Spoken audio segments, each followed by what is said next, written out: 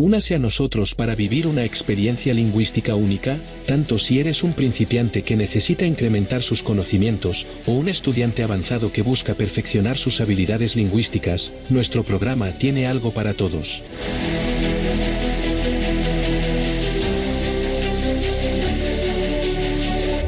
Con lecciones dinámicas, ejercicios interactivos y comentarios en tiempo real, el programa Inglés sin Barreras en Radio Nacional de Guinea Ecuatorial, Radio Malabo, te ayudará a dominar el idioma.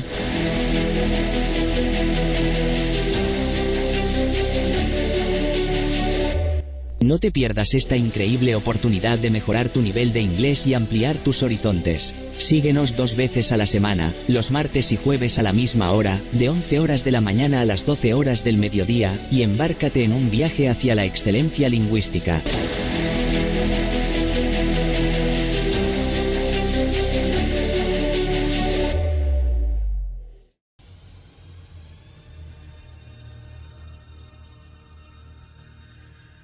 This is Equatorial Guinea's National Radio, Radio Malabo, and English Without Barriers start now.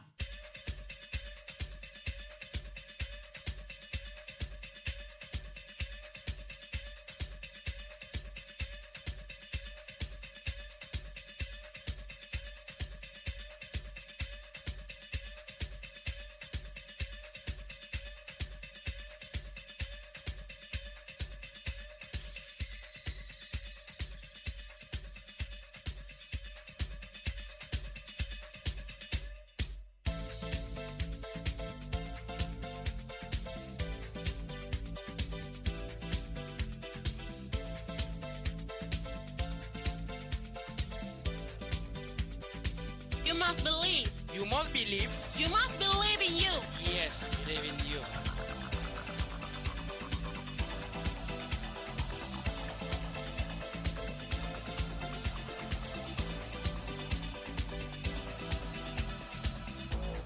Señores, buenos días y gracias por escuchar la Radio Nacional de Guinea Ecuatorial. Como anunciamos el pasado día, hablamos del martes que íbamos a tener una entrevista. Pues bien, hoy tenemos a nuestro invitado. Como es habitual, pues los jueves solamente está aquí mi gemelo, Believe in You. Yo, Mateo, me voy porque la entrevista se hace en inglés y el que habla inglés es Believe in You.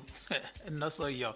Así que nos vemos pues el próximo día, que es el martes, para una lección de inglés, porque se sabe que los martes tenemos lecciones de inglés y los jueves traemos comentarios o entrevistas. Así que gracias por estar ahí, que tengan un buen fin de semana. Fellows, good morning and thank you very much for listening to Equatorial Guinea State Radio.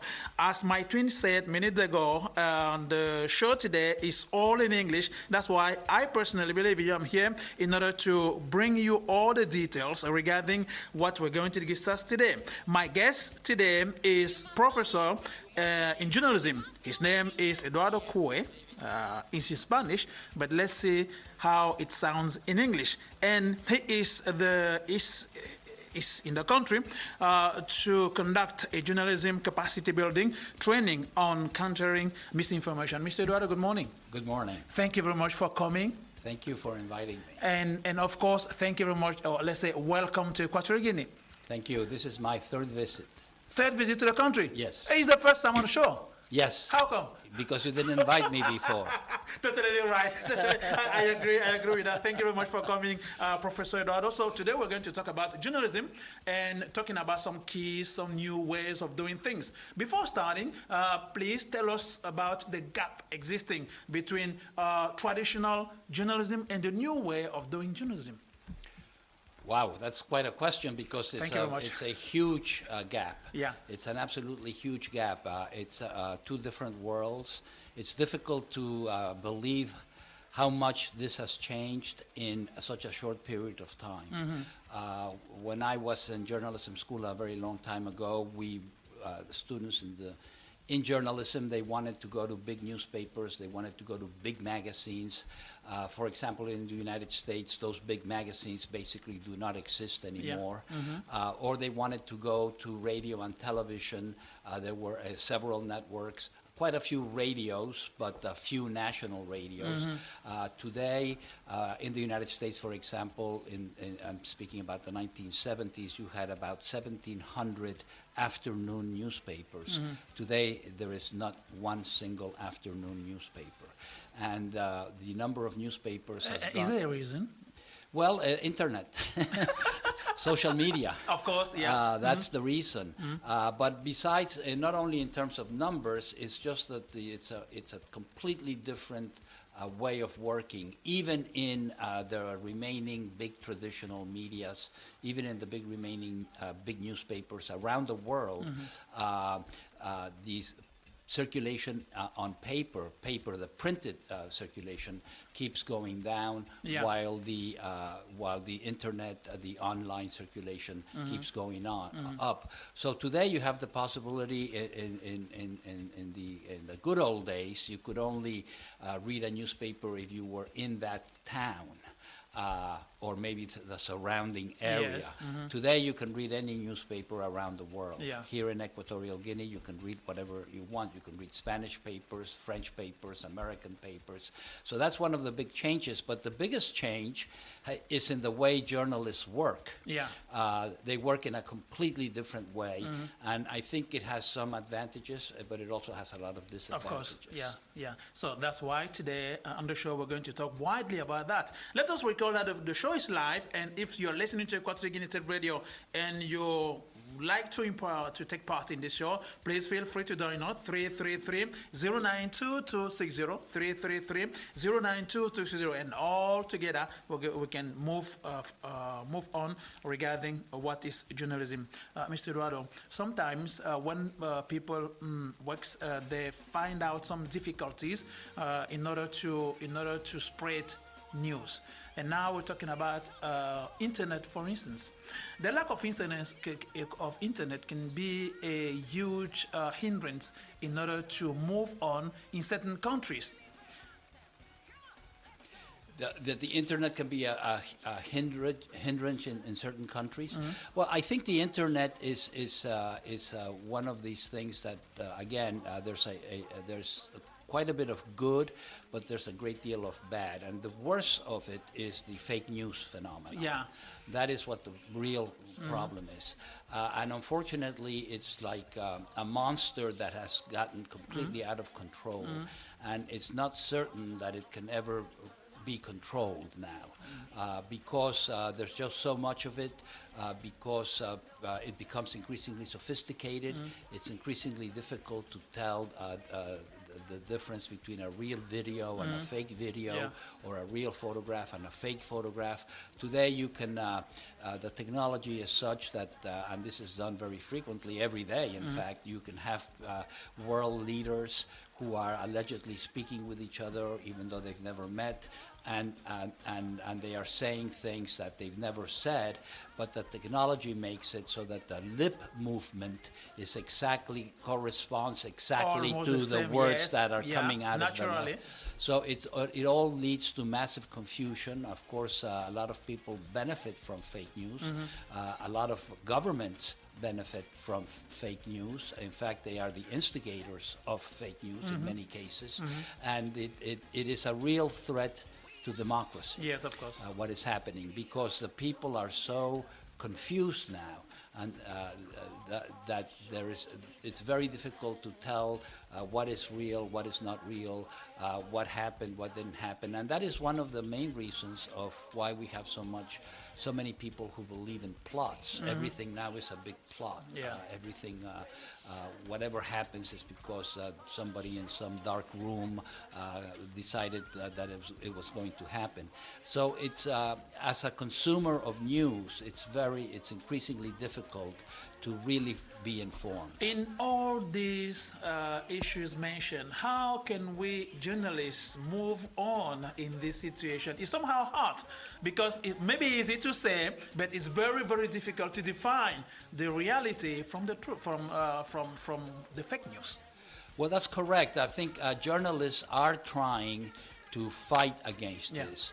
But as I said, unfortunately, I really believe that for the moment it's a losing battle. Now, one thing that has been done is what is called fact-checking. Mr. Eduardo, is a losing battle.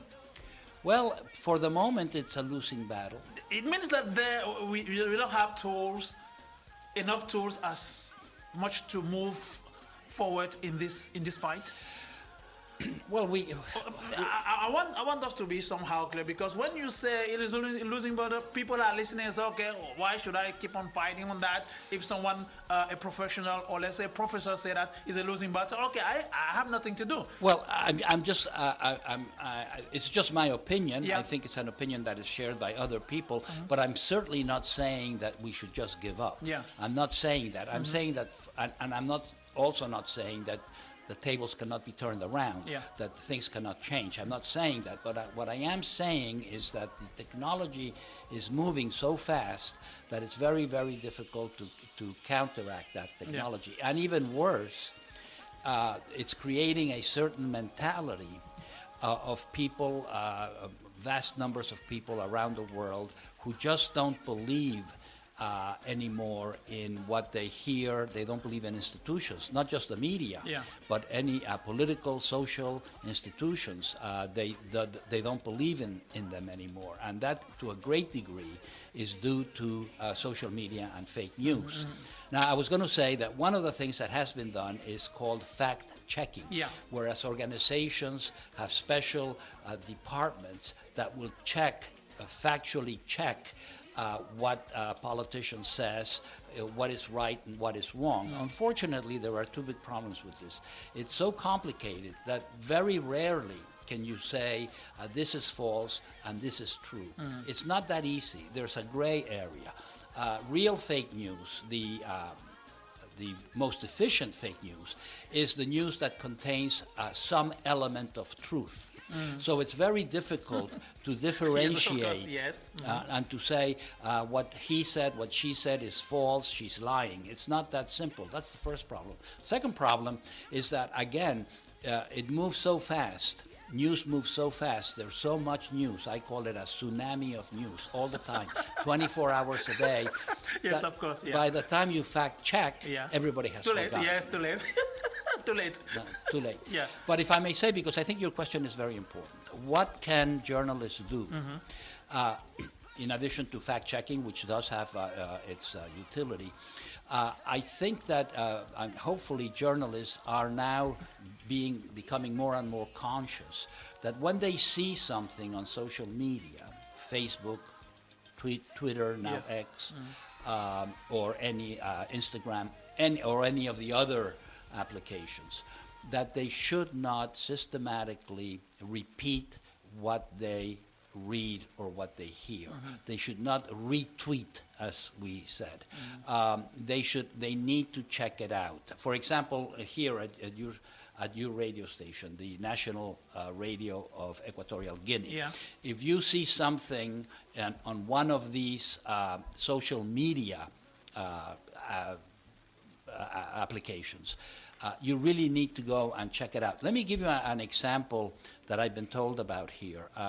There seemed to be a tremendous amount of false information concerning the United States Embassy's visa policy. Yeah. Which is not the policy of the United States Yes, Embassy. of course, It's the policy of the United States government, applied by the United States Embassy.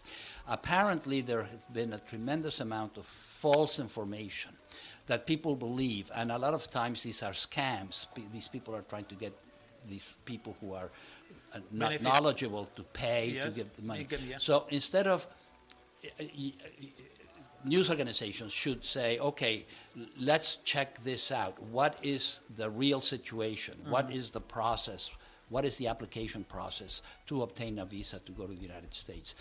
In other words, and this, I'm just giving this Yeah, an of course, example yes, yeah. because it's here in Yeah. Equatorial Guinea, but this is what can be done to really check it out and to point out that this information, this source, this individual or this organization that is putting out this information, they're phony, they're fake, they're lying. To point this out and to tell people, check it out before you start to repeat it or republish it. I'm so happy hearing that or listening to Mr. Eduardo saying that, okay, check it out. But what's the best way of checking out? Because sometimes you mentioned something quite important. On the internet, the first thing to do, the first thing you see is the first thing you pick up. And sometimes it's not the right thing to do.